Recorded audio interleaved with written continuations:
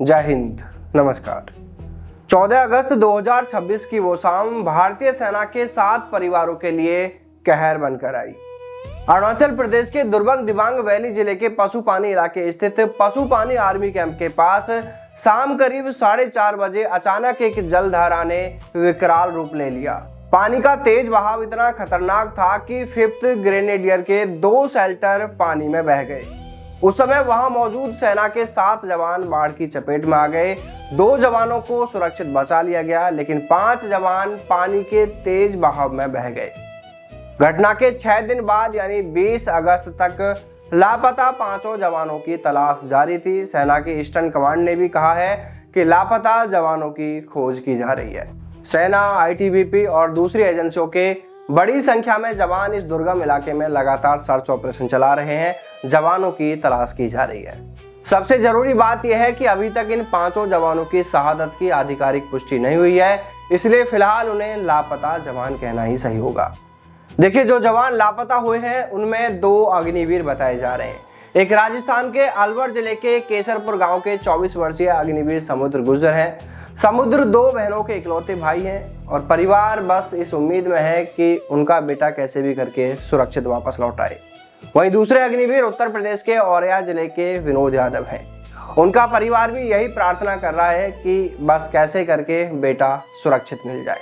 यानी लापता 5 जवानों में से 2 अग्निवीर बताए जा रहे हैं। बाकी 3 जवानों के नाम इस तरह हैं: सिपाही कुंदन, आदित्य और हवलदार उपेंद्र बताए जा रहे हैं। हम प्रार्थना करते हैं कि 5 जवान सुरक्षित मिल जाएं और अपने परिवारों के पास वापस लौटें। लेकिन अगर दुर्भाग्यवश आने वाले दिनों में इनमें से किसी जवान की शहादत की पुष्टि होती है तो यह एक बेहद ही दुखद खबर होगी। साथ ही यह घटना एक बार फिर उस सवाल को सामने लाकर खड़ा कर देगी जो सवाल अग्निपथ योजना के लागू होने के बाद से लगातार पूछा जा रहा है।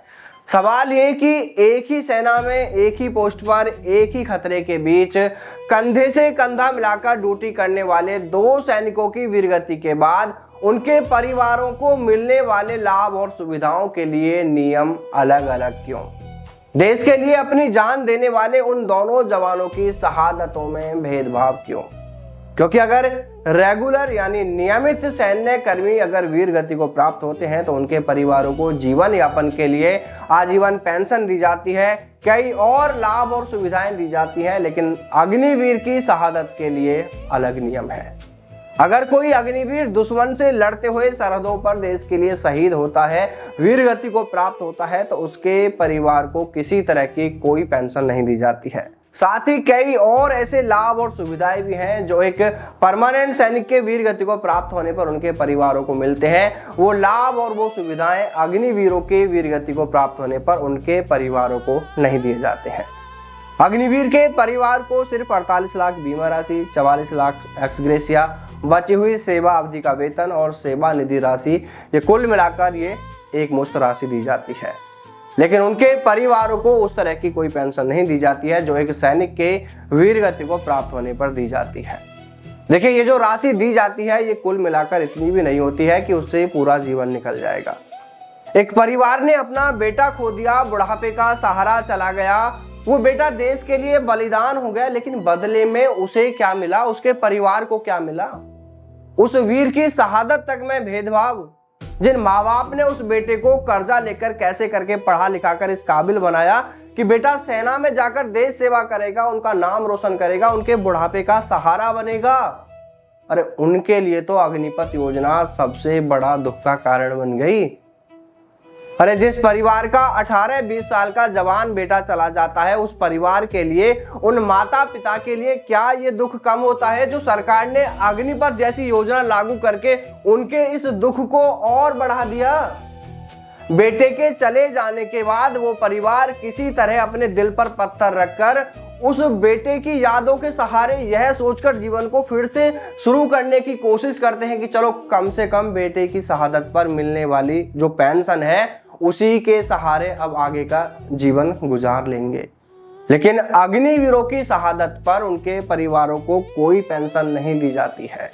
सोचिए वो पल क्या रहा होगा जब एक माँ अपने बेटे की शहादत के बाद परिवार को पेंशन की मांग के लिए हाई कोर्ट पहुंचती है।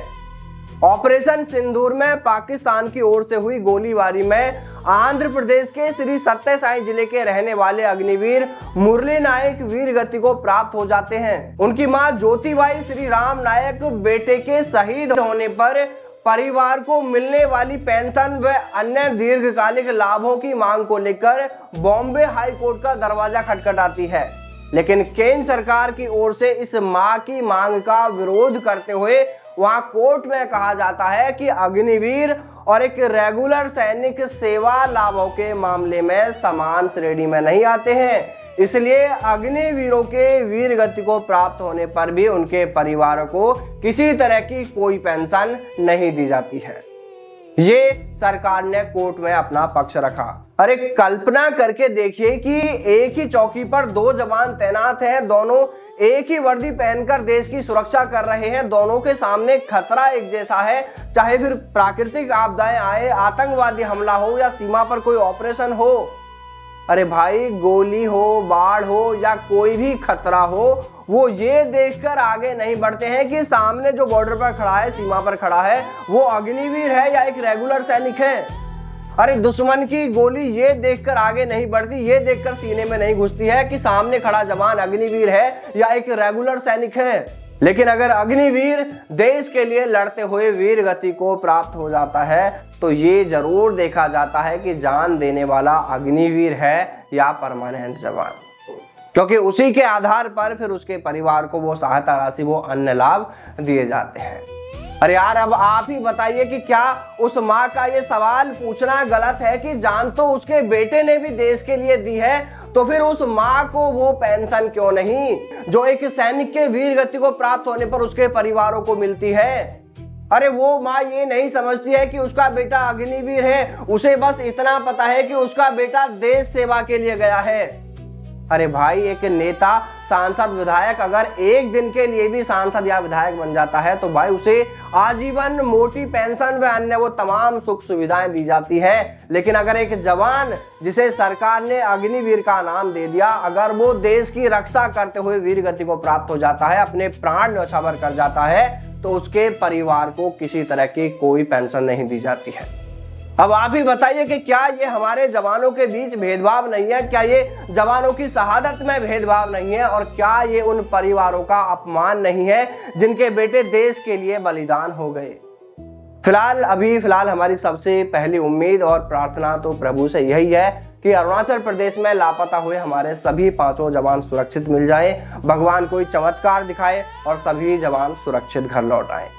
लेकिन जब भी इस तरह की घटनाएं होती रहेंगी, जब भी ऐसी घटनाएं होंगी जिसमें हमारे परमानेंट जवानों के साथ अग्निवीर भी वीरगति को प्राप्त होते हैं, तब ये सवाल उठता रहेगा और हम लगातार ये सवाल उठाते रहेंगे जब तक कि अग्निवीरों के परिवारों को उनके बेटों की शहादत का सम्मान वापस नहीं दिया जाता है। आप सभी इस पूरे मामले को लेकर क्या सोचते हैं? आपकी राय कमेंट करके जरूर बताएं। जय हिंद, जय भारत, वंदे मातरम।